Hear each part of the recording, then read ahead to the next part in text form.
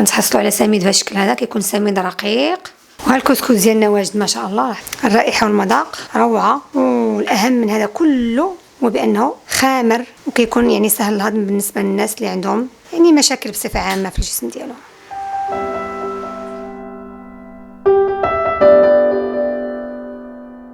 السلام عليكم وتحية طيبة للجميع. شكرا بزاف على تعليقكم الطيبة والراقية. هنا كما كتلاحظوا حبوب القمح منقوعة في الماء، ماء ليس به كلور. ضروري هذه النقطة هذه. يقدر يكون ماء مصفى أو ماء بير، لأن بعض المياه الصنبور كتمنع بأن الحبوب تنتفخ ونحصلوا على نتيجة جيدا بعد عملية النقع. هنا كما كتلاحظوا بأن هذه المراحل هذه صورت في فصل الصيف. فإذا كان الجو حار مدة النقع كتاخد 24 ساعة حتى تنتفخ الحبوب جيدا ويبدأ الرأس الأبيض في الخروج، يعني الحبة ديال القمح تنتقل من الحالة الجافة إلى طور بداية النبتة. هنا كتلاحظوا ظهور فقاعات على سطح الماء. هذا هو نوع من تخمر الحبوب. ليس الدقيق فقط هو اللي كنخمره بالخميرة الطبيعية، ولكن حتى الحبوب الكاملة كانت تخمر بهذه الطريقة، يعني طريقة النقع. وما أدراك ما النقع، سوكين بالإنجليزية. أما إذا كان الجو بارد شيئا ما، مثل مثلا الخريف أو حتى في فصل الشتاء، كتاخد هذه مدة النقع أكثر من 24 ساعة إلى تقريبا 48 ساعة. يعني هذه المدة كتختلف على حسب ظروف الحرارة بطبيعة الحال. كل ما كانت الحرارة ناقصة كل ما بطبيعة الحال المدة كتزداد، مثل يعني حال الخميرة البلدية. فقط كنتأكدوا بأن الحبوب يزداد الحجم ديالها، كتنتفخ كما كتلاحظوا في الفيديو، وكتوصل إلى طور التلبن كما تلاحظون. هذا يعني مرحلة، هذه مرحلة مهمة جدا. هنا فين كتبدأ الحبوب في التخلص من الأشياء الغير المفيدة، ليقدر إحنا بني الإنسان أن نستفيد من الأشياء المفيدة مثل الحديد وغيره. في هذه المرحلة هذه يعني مرحلة التلبن تبدأ عدة تغيرات. يبدأ اللون، يعني لون الحبة يتغير. تبدأ تكون المذاقات والنكهات، لأن في الحالة الجافة ليس هناك رائحة ولا مذاق ولا لون لحبوب القمح، يعني هادشي كنعرفوه. والمذاق والنكهة والرائحة وحتى اللون، هذه كلها تغيرات كتدل بأن هناك شيء جديد في حبة القمح، يعني شيء مفيد. بعد عملية النقع مباشرة نغسلوا الحبوب ونصفيوها حتى تقطر جيدا. كما كتلاحظوا هنا وضعتها في سلة طبيعية. لاحظوا ما شاء الله حبة القمح منتفخة جيدا، وضروري نتأكدوا من هذا الطور هذا. يعني ضروري تكون الحبة منتفخة جدا حتى أن الرأس يبدأ يدخل، يعني الرأس الأبيض اللي دائما كنتكلم لكم عليه بأنه يدخل. ولذلك ركزت على نوع الماء. الماء ضروري يكون طبيعي أو مصفى، لأن بعض مياه الصنبور يعني عن تجربة ما كتخليش الحبة تنتفخ، يعني وحتى القطاني يعني البقوليات ما كتنتفخش وما كترطبش كما كنبغيو. جاتني عدة أسئلة حول هذا الرأس الأبيض. بالنسبة للشعير هو نفس المبدأ، بأن الرؤوس البيضاء تظهر غالبا في مدة النقع. يعني كتظهر هذه الرؤوس البيضاء في الماء أثناء عملية النقع، خاصة إذا كان الجو حار.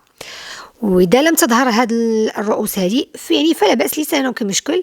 نتأكد فقط بأن الحبة تضاعف الحجم ديالها، يعني تزداد الحجم ديالها ووصلت إلى طور التلبن، يعني صبح داخل الحبة كما كتلاحظوا كأن بها لبن أو حليب. بعدها نصفيها مباشرة، يعني نخليوها كتقطر يوم كامل. وفي هذه المدة هذه ديال التصفية، يعني بأنها كتقطر، كيبدا الرأس في الخروج لا محل. وحين نتأكد بأن الحبوب يعني تقطرت جيدا من الماء، نمر مباشرة إلى عملية التجفيف. هنا كتلاحظوا بأنني بسطت الحبوب فوق ثوب أو حصير طبيعي إذا كان عندكم. المهم هو ما يكونش يعني ما تكونش ثوب من مواد يعني غير طبيعية.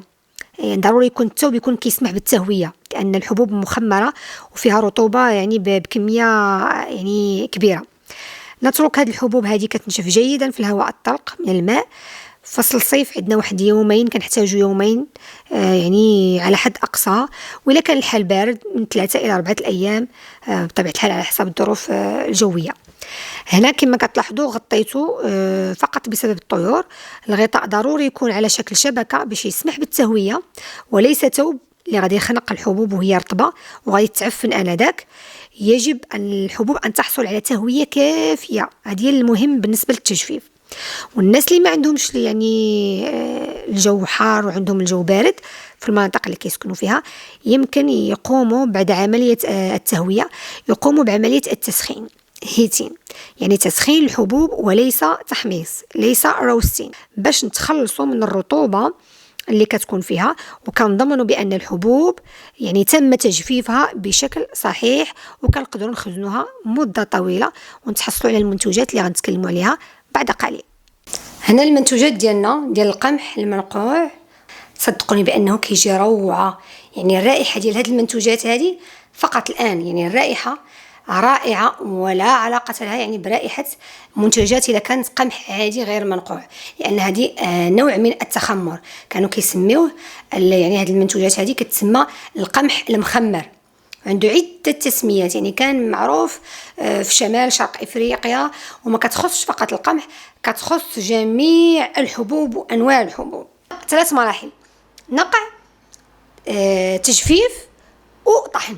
3 مراحل سهلة، يعني أي واحد يقدر يعمل هاد المراحل هادو. لاحظوا ما شاء الله، منقوع مستنبت في المرحلة الأولى، مذاقه روعة. والرائحة الآن كنعرفوا بأن المذاق يكون رائع فقط من الرائحة، يعني قبل يعني ما نطهيوه. ما شاء الله. هنا كما قلت يعني نقدروا نطحنوا القمح سواء في المنزل بالمطحنة اللي شفتوا عندي الكهربائية، أو نطحنوا في مطحنة يعني على الخارج، يعني في تجارية. كنتحصلوا يعني ملي كنبغيو نطحنوا، إلا كنا غنطحنوا عند مطحنة تجارية كنقولوا له يطحن لنا، يعمل لنا سميد القمح، يطحنوا على شكل سميد. كنتحصلوا على سميد بهذا الشكل هذا، كيكون سميد رقيق، لاحظوا، وكيكون سميد يعني خشن شيئا ما على هذا السميد هذا ملي كنغربلوه. وكذلك كيكون عندنا الدقيق. وفي المنزل ملي كنطحن انا في المنزل راه كنتحصل فقط على هذا السميد هذا، لانني كنتحكم في عمليه الطحن، كنتحصل على السميد الرقيق والدقيق. يعني انا كنتحكم في الكميه، في حين اننا ملي كتقولوا المطحنه التجاريه كيكون السميد، كميه السميد اكثر من كميه الدقيق. بطبيعه الحال كيكون عندنا كميه ديال السميد كتكون خشنه شيئا ما، كذلك كنقدروا نستعملوها او نعاودوا يعني في المنزل نطحنوها لاستعمالات كذلك عديده. هنا كما لاحظتوا الدقيق كنستعملو عند الخبز، يعني عنده عده استعمالات. اولها يعني من بين الاستعمالات اللي كنستعمل هي الخبز، فالخبز لان مش منين كيدخل الدقيق الخبز يعني ما كيكونش عندنا دقيق غير مخمر، حنا كيكون عندنا العجين مخمر، وكنبقاو نستعملوا الدقيق اللي كيكون غير مخمر بكميه كبيره، وكتكون بعض الكميه من هذا الدقيق هذا اللي كنستهلكوها. وبالتالي تما في الناس العديد من الناس كيتحصلوا على انزعاجات، واللي كتكون خاصه الناس اللي عندهم تحسس من القمح. بالتالي انا كذلك من بين الناس اللي كنت كنتشكى من التحسس، ويعني ما كانش معروف هذه الاشياء هذه، ما كانش معروف سابقا، وفقط من خلال يعني الاعراض اللي كانت عندي استخلصت واستنتجت وتاكدت بان كان عندي تحسس للجلوتين، لانني اي حاجه كناكلها ما كنتش كنتقبلها يعني في الامعاء ديالي، وكانت عندي حساسيه جلديه كذلك.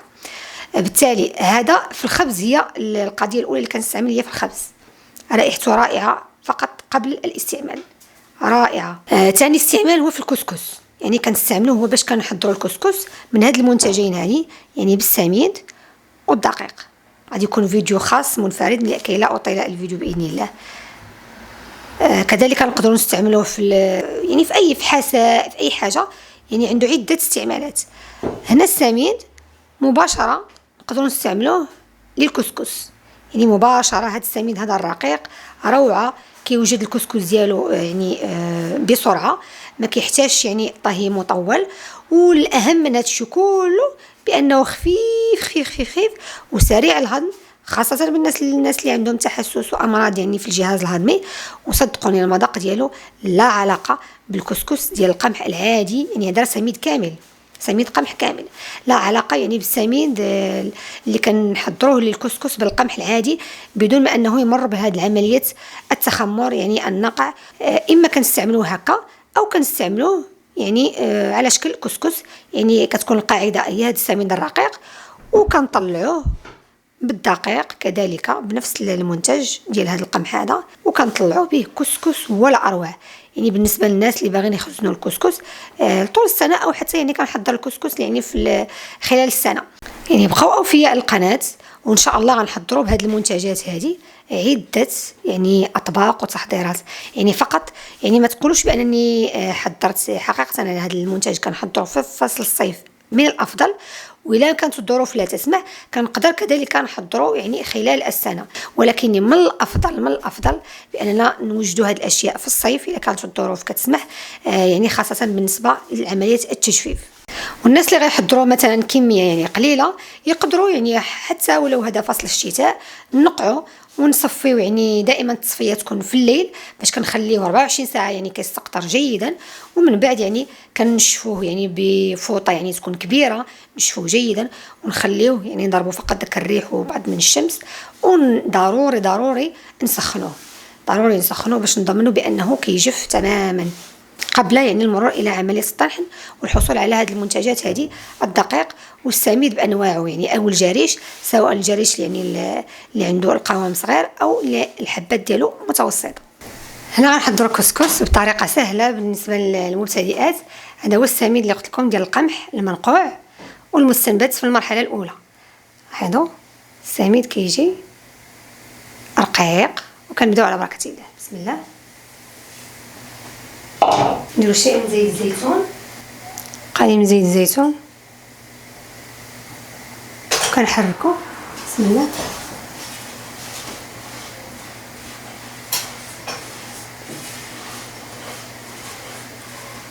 حتى كتلبس جيدا بزيت الزيتون. يعني هذه العمليه هذه مهمه بالنسبه للمبتدئات، يعني باش ما تعجنش ليها هذا السميد هذا. يعني كتكون طريقه سهله لتحضير الكسكس، لانني عارفه بان النساء ماشي كلهم غيبغيو يفتلوا الكسكس. انا كنحضروا فيديو اخر منعزل ان شاء الله بالنسبه للنساء المهتمات ب يعني تحضير الكسكس منزليا. حتى هذا كيجي رائع، وانتم غتشوفوا غنخرجوا منه منتوج اخر. هاد السميده هذه غنخرجوا منها يعني كسكس ومنتوج اخر اللي غنخزنوه ونحضروه لتحضيرات اخرى باذن الله. دائما ولفتوا معايا بانني في تحضير واحد بمنتوج واحد كنخرج عده تحضيرات، كما هو الشأن بالنسبه للخبز بالخميره بلديه او العجين بالخميره بلديه. انتم لاحظتوا بسبسناه. عندي هنا ماء. بسم الله. كنبدا نرش ونحرك. كنعرفوا بانه قمح كامل يعني راه كيتشرب الماء، ما كنخافوش. عرفتوا كندير نخدموا بجوج ايدي الطريقه هذه باش كتشرب حبات السميد لانها القمح الكامل، ونخليوها كتشرب. يعني ما تخافيش واخا تكور لك، ما تخافيش. غنزيد قليل من الماء. يعني الكميه ما نقدرش نعطيكم المقياس. منين تدير لك الحبه ديال الكسكس بحال هكا يعني غتكفي الماء، او بدا كيتجمع ليا صافي. ونخليه بالنسبه للمبتدئات ما يشربوش بزاف، خليوه بهذه الطريقه هذه ونشربوه في يعني في المراحل القادمه باذن الله. بعد ما خلينا هاد الشربات لاحظوا غندوز المرحله المواليه. نغربال اللي عيونو كبار كنسميوه حنا في المغرب بوصيار، كنصيروا به القمح من الاحجار والشوائب. انا بغيت نخرج يعني جوج ديال المنتوجين من ماده وحده، من هذا السميد هذا الرقيق بغينا نديروا الكسكس ديال هذا النهار باذن الله، ونخرج منتوج اخر يعني لتحضير اخر باذن الله. يعني تعودتوا معايا دائما جوج في واحد او 3 أو 4 في واحد. بسم الله. بعمليه دائريه كنتحصل على المحمصه، نوع من لي بات او العجائن، يعني صدقوني كيموتوا عليهم الاطفال. هو عندي في كل مره كنحضر كسكسو كنقص شيء من هاد العجائن هذه بهذا الشكل هذه، وكنوضع مباشره هنا قطعة ثوب. بسم الله. الكسكس ديالنا كنوضعوه ديال السميد كما لاحظتم، وكنعمل فيه هاد يعني هاد الملعقه هادي باش كطلع يعني دغيا كتسهل بان البخار دغيا يطلع. كنعمل ثقب بحال هكا باش دغيا كيطلع البخار. صدقوني هذا كيطلع البخار بشكل عجيب، وكنخليه حتى كيفور جيدا. يعني دائما الطهيه يعني الاولى البخار دائما كنخليوها بمجرد انه يخرج البخار نخليوها، ماشي بمجرد انه يخرج البخار ونحيدوها. كسكسو بعد ما طهى المرحله الاولى نضيف الملح البلدي بطبيعه الحال، ونضيف قليل من الزعتر المطحون 4 ملاعق.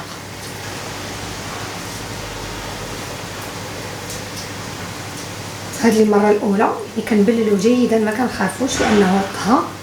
اللي ما تخافوش ما غيتعجنش ليكم، وكنخليه كيتشرب جيدا لانه من القمح الكامل المنقوع المستنبت في المرحله الاولى. صدقوني الرائحه الان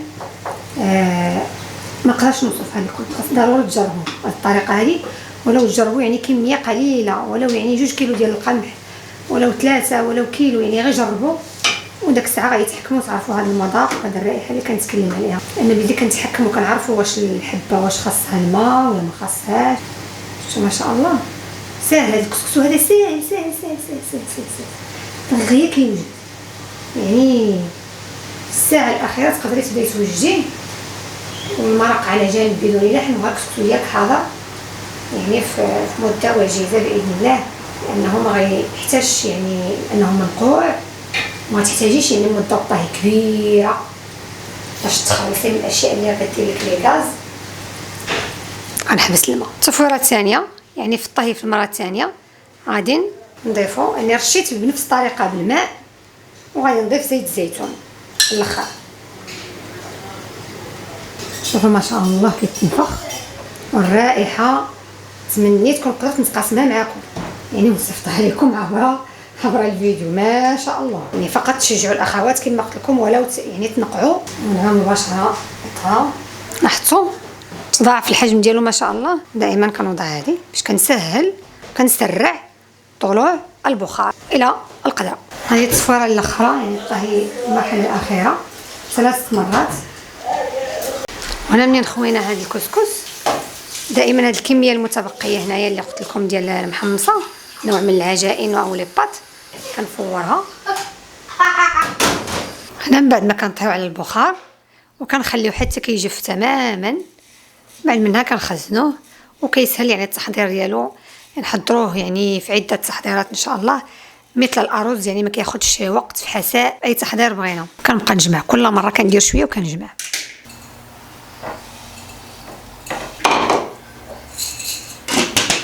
صدقوني كيجي بنين، روعه روعه روعه، خفيف وسهل الهضم.